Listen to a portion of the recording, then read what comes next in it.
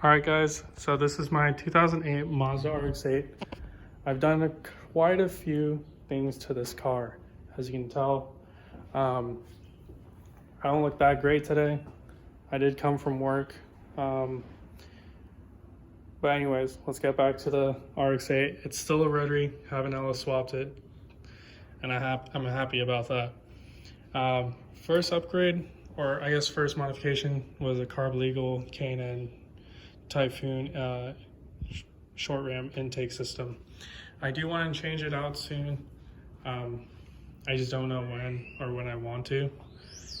As you can tell, there are other modifications I've done in the engine bay, but I'll get back to it. But yeah, that was my first modification, or I guess first modification in the engine bay. And then this is my 3-inch catback system that goes to 2 Flowmaster mufflers back to 2 5-inch tips. I'm going to be changing out my exhaust system later. It is kind of dusty and dirty, so I'm sorry about that. I'm going to be working on it. After that was all set, I was like, oh, it sounds nice, drives nice and everything. I had some issues I ran into, unfortunately. So that's where my cooling system kind of failed on me at the last minute. And I was like, no, I want to do this and this and this. But then I was like, wait, I should have went and done the cooling system first before anything. So that's when I got a Koyorad radiator, Mishimoto fans, Bennett built expansion tank, which I do want to run like probably another reservoir soon. It's not perfect. It's still kind of spitting coolant. I'm still trying to figure out why. I got some Audubon 88 yellow hoses. Yellow, yeah, I like yellow. I'm kind of going with a theme here, so you'll probably see that a lot.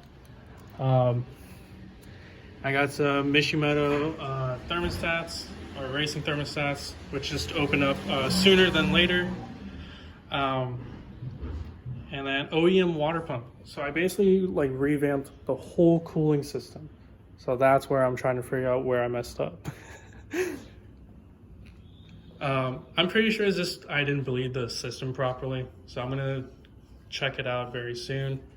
Some other plans are my exhaust is squeaking, so I'm not sure if it's my heat shield or if it's my exhaust hangers that are just very loose and just due to age is just old.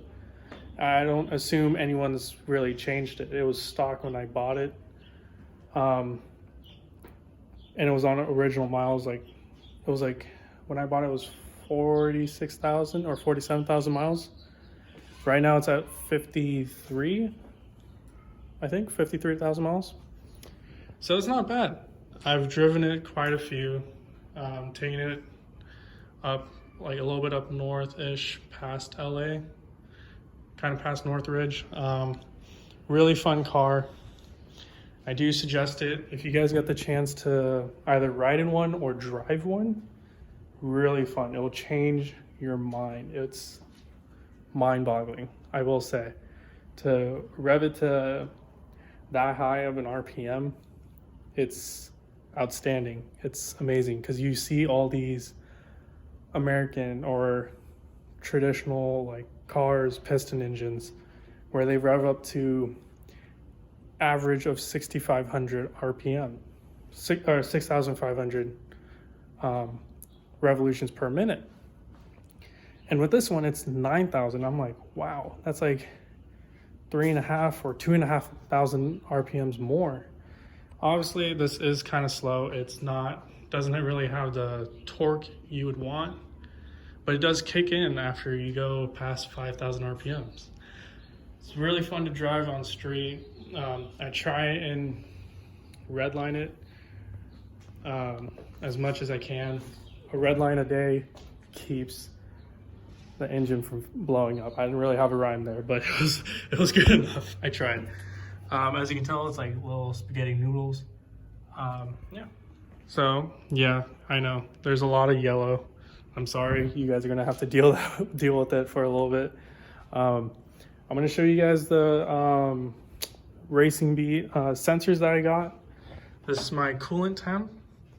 This is my oil pressure and oil temp.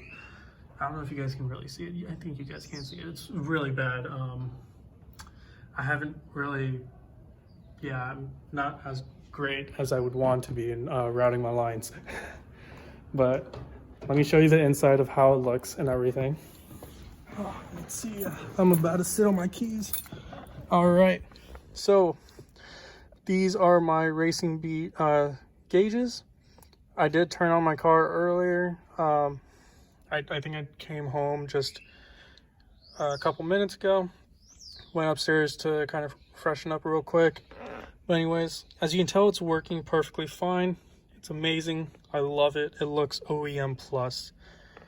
Oh, it's amazing. I love it. My second thing was, because these cars don't come with an auxiliary cable or any type of Bluetooth thing, which is surprising in 2008, I was like, oh, that's interesting. So after the first week after I bought it, I was like, yeah, I need to listen to my own music. It's as much as I love radio music, I like listening to my own music. And that's where I got GTA car kits. Oh, it's upside down. Oh, rip. GTA car kits. And my glove box is messy. So, it works perfectly fine. Routing it was amazing. It was easy, simple. They even have a video on how to do it too, which was amazing. It was smooth. And it routed exactly it hooks up back to the original audio system. So you can still use your normal FM, AM radio stations. And plus you can just put it onto your own. And then it also gives you a microphone just so you can talk to people. And then tap on the mic just so you can bother people. Be a little annoying to the person you're talking to. But anyways, let me show you guys a little quick cold start real quick. Or I guess a hot start, warm start, whatever you guys want to call it.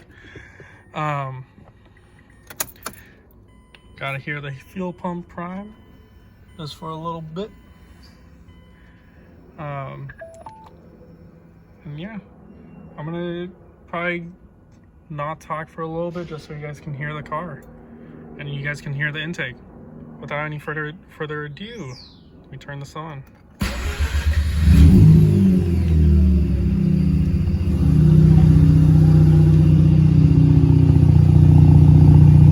So yeah, that's my exhaust. It's, like I said, 3-inch catback system to 2 Flowmasters, mufflers with a 5-inch tip.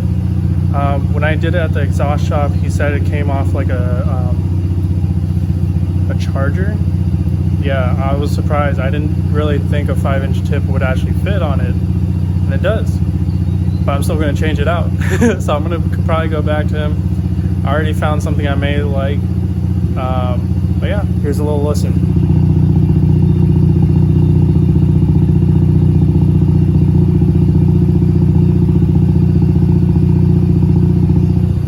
So that's how it sounds. Pretty amazing. Now you guys can hear the intake, and I'm going to be changing it out very soon. I just don't know when I will have the time. I'm not even sure if you guys can really hear me at this point, but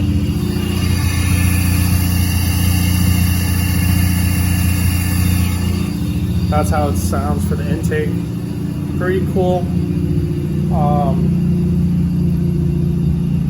Yeah, everything else is pretty solid, and I'm very happy about it. I thought it was going to be a mistake when I bought this car, and I'm pretty sure most people are scared to buy this car. I would say if you have a general knowledge of how it works, if you got friends that have one, if you know people that have one, talk to them. It makes things much easier to learn about. I actually found this one guy. He was really chill. Also has an RX8, and we just go back and forth, just talking. And then we also like hang out and do some other stuff, go cruise around. But then you also want to like just learn about cars in general. which is also helpful. At least you understand the basic maintenance or even the basic component of how a car works and runs. I'm still learning, but let me give you guys like a little rev for you guys. I'm still kind of in the apartment building, so I'll try and do one real quick and then I'll tone it down. Oh, I almost dropped you guys. My bad. Give me a couple minutes, guys.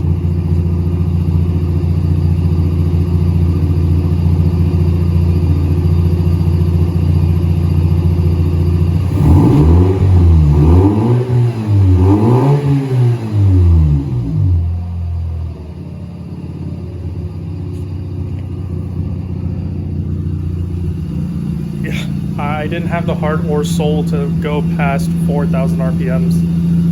I'm pretty sure I would set off these car alarms off, and I have done that before. Not a great look.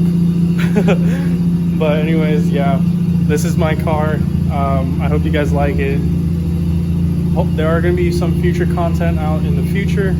But until then, please like and subscribe. And that'll be pretty much it. And hopefully I can see you guys soon. All right, guys, take care. Bye.